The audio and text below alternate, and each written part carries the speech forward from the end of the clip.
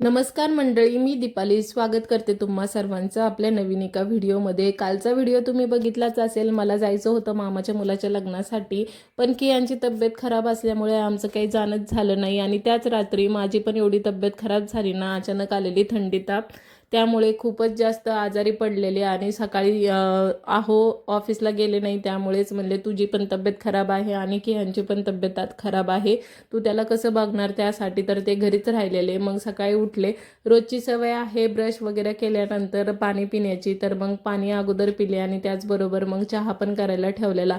रोजच्या धावपळीमध्ये माझा चहा हा काही निवांत पिणंच होत नाही, कारण आहोंचा टिफिन करायचा असतो आणि मग त्यांचा टिफिन झाल्याशिवाय मी काही चहा घेत नाही। म्हटलं चला आज ते घरी आहेत तर आपण चहा बनवायला घेऊया। मग आथरून उचलायचे राहिलेले होते, कारण ते झोपलेले होते।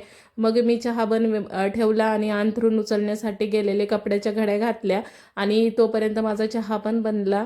कियान माझा तोपर्यंत झोपलेलाच होता। आहो आणि मी मस्त असं सूर्यप्रकाशामध्ये चहाचा आनंद घेत बसलेलो होतो। आहो घरी राहिले, माझी तब्येत बरी नव्हती म्हणून, पण त्यांनी मला जास्तच काम लावून ठेवलेलं।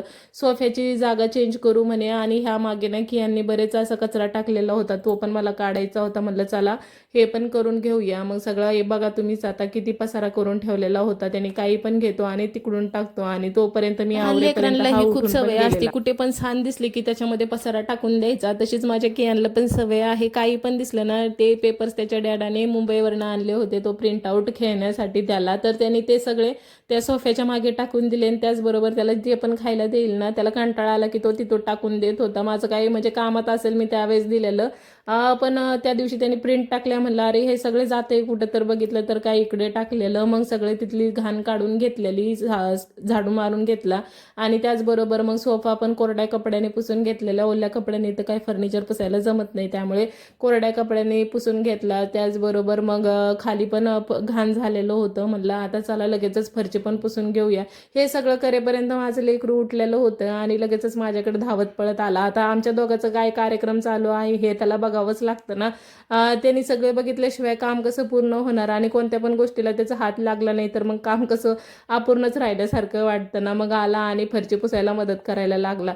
हॉल तर पुसून घेतला, मग त्याचबरोबर गॅलरी पण पुसून माझे घेतलेली। सकाळचे म्हणलं घरच झाडायचे राहिलेले होते, तर माझं सकाळी सकाळी फरची पुसण्याचंच काम आज सुरू होतं। एवढ्या आजारी असून माझ्या अंगामध्ये कुठून एनर्जी आली आणि बाकीचे कामं करायला लागलेले। मग फरची पुसून झाली आणि बेड पण आवरायचं राहिलेलं होतं, कारण कियान झोपलेला होता, त्यामुळे मी काय घर झाडायला घेतलेलं नव्हतं। मग तो उठून आलेला, म्हणलं चला आता बेड पण आवरून घेऊया, कारण ते तसंच अस्तव्यस्त पडलेलं बरं वाटत नाही। आणि आहोंचं परत सुरू, आता सोफ्याची जागाच चेंज करून बघूया। नंतर मग त्यांना म्हणलं आता माझा आजार पण नीट करण्यासाठी तुम्ही घरी राहिलायत की माझे कामं वाढण्यासाठी। असा सोफा लावून बघितला, पण तो काही चांगला दिसत नव्हता आणि डोअर पण ओपन होत नव्हतं, कारण थोडंसं दरवाजाच्या बाजूला आला तो, त्याच्यामुळे दरवाजा पूर्णपणे उघडाच होत नव्हता। मग परत सोफा सरकवला आणि तिथं परत नाही का कचरा निघाला, मग तो पण झाडून घेतला आणि बेडरूम आवरून घेतलेली होती, तर मग ते पण आवरायला घेतलेली। तुमची पण सकाळ अशीच धावपळीची असते का, आणि तुमचा पण नवरा आजारी असल्यावर घरी राहून तुम्हाला कामं लावतं का, कमेंट करून नक्की सांगा। आणि क्रियान उठलेलाच होता, त्याला फ्रेश काय केलेलं नव्हतं, मग गेले त्याला फ्रेश करण्यासाठी, त्याच्या माउथ क्लीन करून दिला आणि फेस पण वॉश केला। आणि त्यानंतर त्याला घेऊन आले, दूध दिलं त्याला, आणि त्या आहोंनी तेवढं काम केलेलं, त्याला दूध पाजलं। म्हणजे ते घरी असले ना, माझं तेवढं एक टेन्शन कमी असतं, ते सगळं त्याचं करून घेतात। मग त्याला काहीतरी आणखी हेल्दी देण्यासाठी ना, इथे मग मी शेंगा शिजायला सगळं करत टाकावं म्हणलं, असताना कारण आहोंना फक्त मी सांगितलं होतं की पातेल्यामध्ये दूध आहे तेवढं गॅसवरती ठेवा आणि गरम झालं की कियांना द्या, पण त्यांचं काय मोबाईलमध्ये काम चालू होतं, त्यांनी लक्षच नाही दिलं आणि ते पूर्ण दूध आटून गेलं।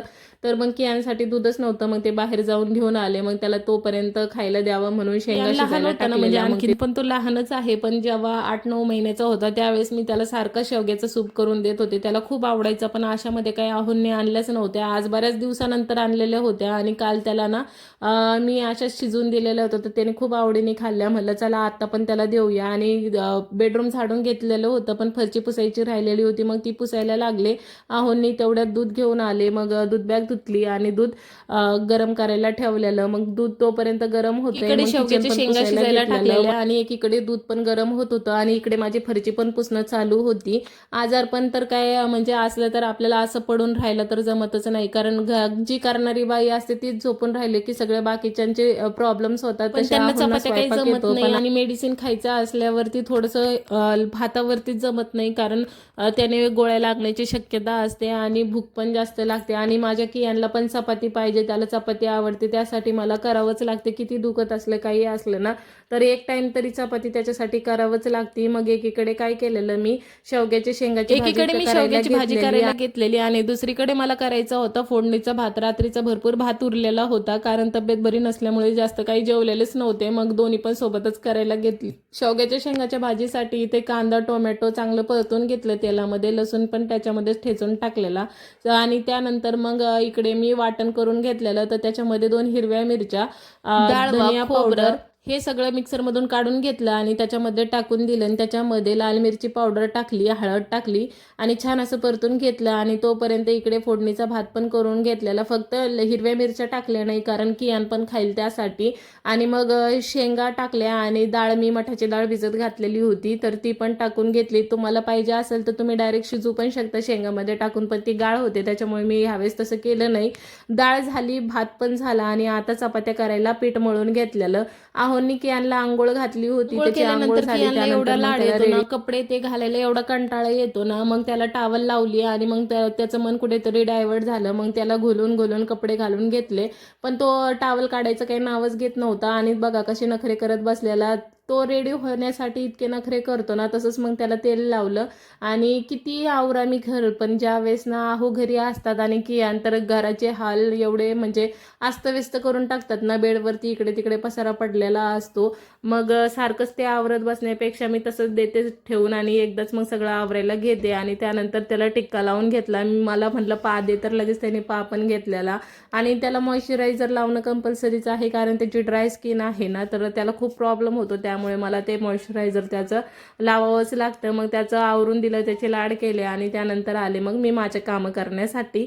रोज हे असंच असते माझे कामं, फक्त आहो नसतात. बाकी माझे कामं हे कियांला बघत बघत असेच सुरू असतात, पण इन डिटेल सगळं शेअर करता येत नाही. पण म्हटलं चला आज वेळ आहे, आहो पण आहे आणि करताच माझं एवढं अंग दुखायला लागलं ना, मला उभा पण राहायला जात नव्हतं. कशा बशा शेवटच्या चपात्या करून घेतल्या आणि सगळं पसारा आवरायला लगेच घेतलेला, कारण माहिती होतं मला आता आपलं अंग भरून आलेलं आहे आणि बाकीचे कामं आपल्याकडनं काही होणार नाहीये. किचन वट्ट्यावरती झालेला पसारा सगळा आवरून घेतला आणि त्याचबरोबर लास्टची चपाती शेकलेली होती ती पण मग टाकून घेतली. आणि पोलपाट बेलनं लगेच धुवून घेत असते, कारण ते पाण्यामध्ये करून घेतली. आंघोळ आणि कपडेच धुवायचे बाकी होते. आता एवढं सनसन करून आलं होतं ना की माझ्याकडनं काहीच केलं जात नव्हतं. म्हटलं चला आता पटकन आंघोळ करून घेऊया आणि कपडे धुवायला बघूया जमले तर. पण हॉस्पिटलमध्ये जाणं खूप गरजेचं आहे, त्यासाठी लवकर आंघोळ केली आणि हॉस्पिटलमध्ये गेलो आणि डॉक्टरने ब्लड टेस्ट करायला सांगितले. तर रिपोर्ट संध्याकाळी येणार होता. रिपोर्टमध्ये रिपोर्ट आला माझा आणि पांढऱ्या ब्लड सेल्स वाढलेल्या आहे. तर डॉक्टरने मला 3 दिवसाचा कोर्स करायला सांगितले, सलाईन थ्रू इंजेक्शन घेण्याचा. पण कियांला सांभाळायला कोणी नाही, त्यामुळे बघू आता कसं करता येईल. घरी आले, जेवण वगैरे केलं, कपडे धुवायचे बाकी होते ते धुवून घेतले आणि वाळत घातले. तर मंडळी कसा वाटला तुम्हाला व्हिडिओ नक्की सांगा आणि व्हिडिओ आवडला असेल तर सबस्क्राईब करा. बाय.